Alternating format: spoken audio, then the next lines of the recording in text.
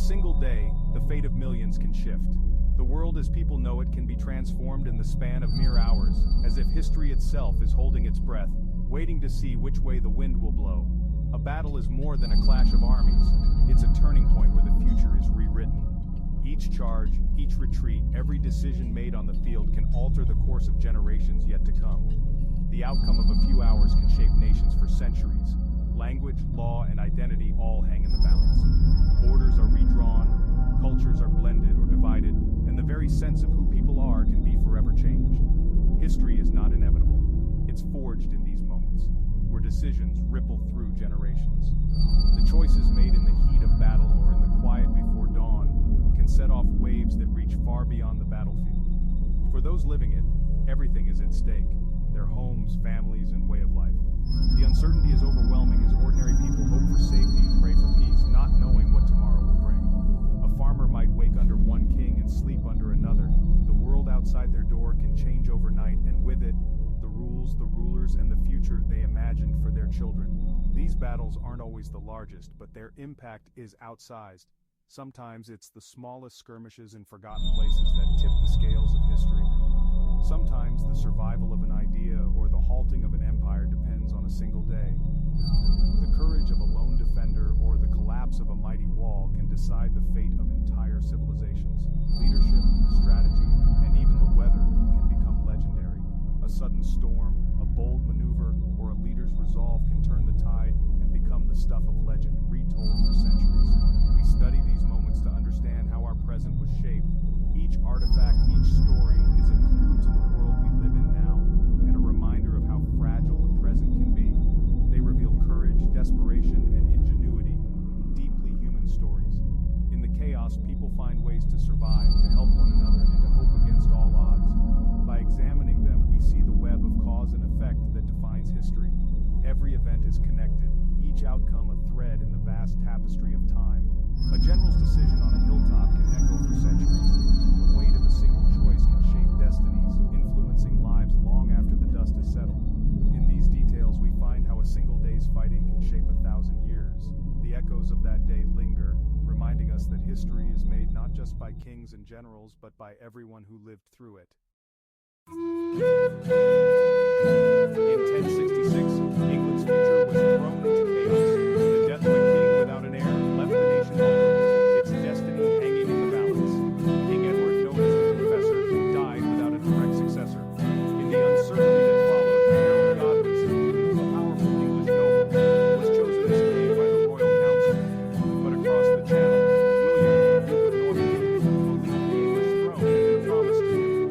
He was determined to claim what he saw as his rightful inheritance. William, a skilled and ruthless leader, began assembling a massive invasion force. His ambition was matched only by his military prowess and his willingness to risk everything. Meanwhile, Harold faced another threat from the north. Harold Hardrada, the legendary Viking king of Norway, launched his own invasion, seeking to seize the English crown for himself. Harold marched his army north with remarkable speed, catching the Vikings by surprise at Stamford Bridge. The English won a hard-fought victory, but it came at a terrible cost in lives and strength. Exhausted and battered, Harold's army barely had time to recover before news arrived. William and his Norman forces had landed in the south of England. Harold now faced a crucial choice: allow his weary troops to rest and recuperate ground, or force them on a relentless march south to confront the new invasion.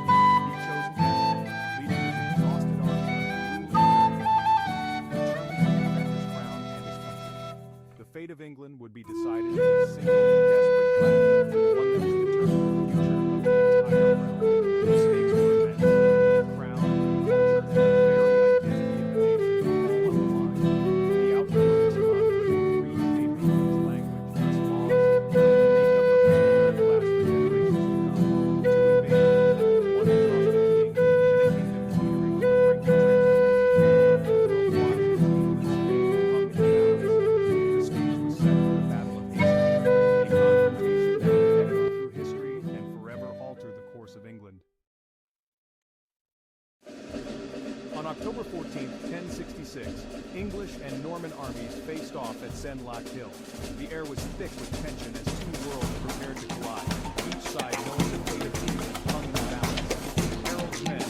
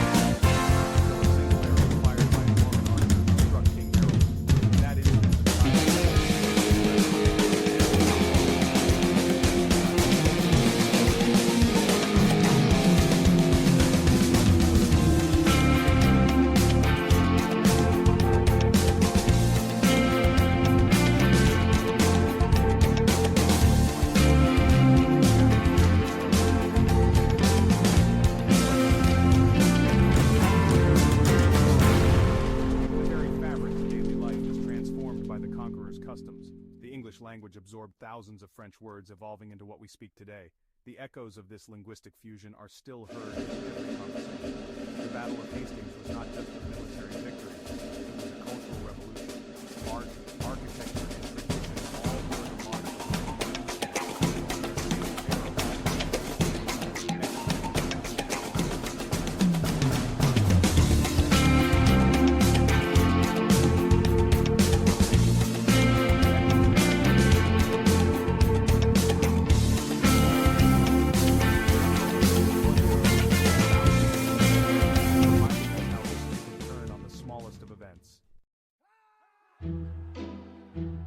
In the 13th century, the Mongol Empire swept across Asia, conquering city after city. By 1258, Hulagu Khan's army had destroyed Baghdad, shattering the heart of the Islamic world. The Mongols pressed on, aiming for Egypt, the last major Islamic power. Egypt was ruled by the Mamluks, former slave soldiers turned elite warriors. When Mongol armies demanded surrender, Sultan Qatimuz responded with defiance, executing them. The Mamluks knew they stood as the final barrier against Mongol domination. Led by Qutuz and his general lieutenants, the Mamluks were marching to meet the invaders. Outnumbered, facing a single decisive battle. The fate of the Middle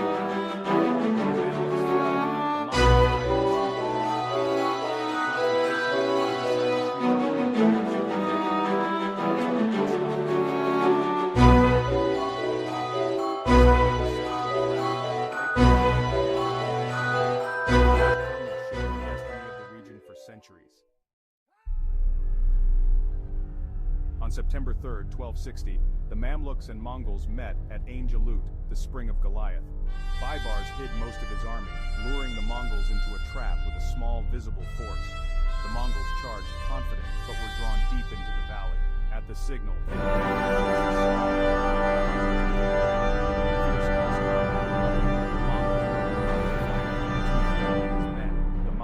skilled in heavy cavalry tactics, turned the tide.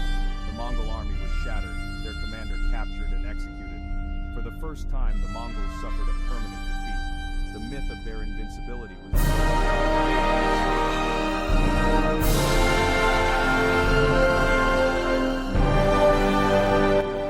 high water mark of Mongol expansion. In 1776, the American colonies declared independence, but words alone wouldn't win freedom. Britain sent a massive army and fleet to crush the rebellion, targeting New York City. General Washington's Continental Army was outnumbered, outgunned, and poorly trained. The British, led by General Howe, landed on Long Island, planning to trap the Americans.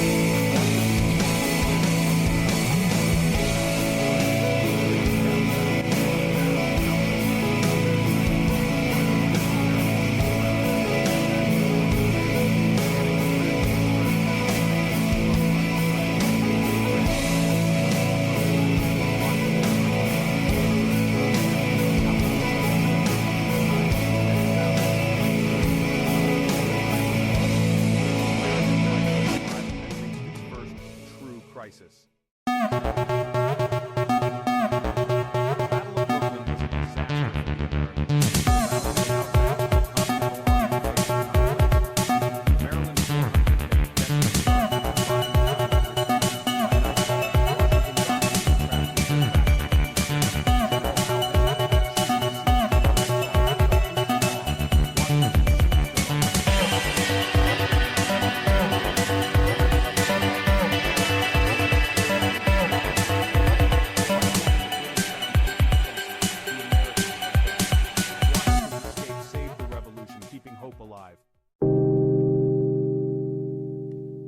Less than a century later, America faced civil war, North against South. In 1863, Confederate General Lee gambled